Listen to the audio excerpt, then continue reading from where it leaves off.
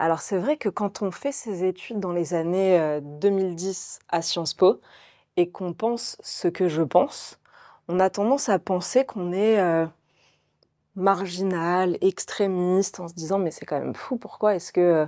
tous les autres trouvent aberrant ce qui me paraît être du bon sens. Et quand on sort de cette école, ou quand on découvre le reste de la France, comme j'ai eu la chance de le faire par la suite,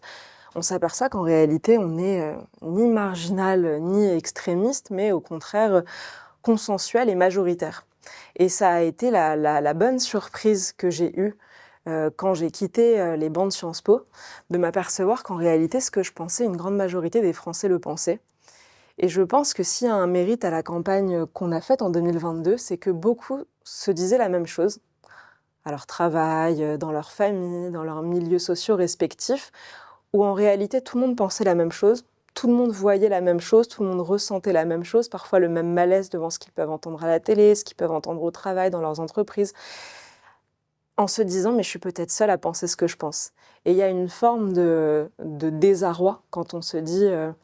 je suis seule au monde. Enfin, vous avez sans doute lu 1984 où on voit ce héros qui se croit presque fou de continuer à croire en la vérité. Et quand il a en face de lui le symbole du totalitarisme qui lui dit 2 et 2 font 5, et lui se dit mais je sais que 2 et 2 font 4. Et on veut lui faire croire que c'est lui qui est fou de persister à penser ce qu'il a toujours considéré comme la vérité qui existait, qu'on ne pouvait pas remettre en cause. Et donc, j'ai appris par la suite qu'en réalité, je n'étais pas du tout marginale. Donc aujourd'hui, je crois au contraire être dans une forme de barycentre de ce que pensent les Français,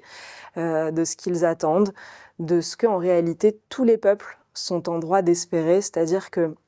je crois pas avoir des aspirations d'extrême droite, c'est une évidence, mais en fait même pas de droite. J'ai des aspirations normales, d'une femme normale, d'un citoyen normal, c'est-à-dire vouloir me promener en sécurité dans la rue, vouloir que mes enfants puissent aller à l'école pour y apprendre quelque chose, vouloir que les professeurs n'aient pas la boule au ventre en entrant dans une salle de classe.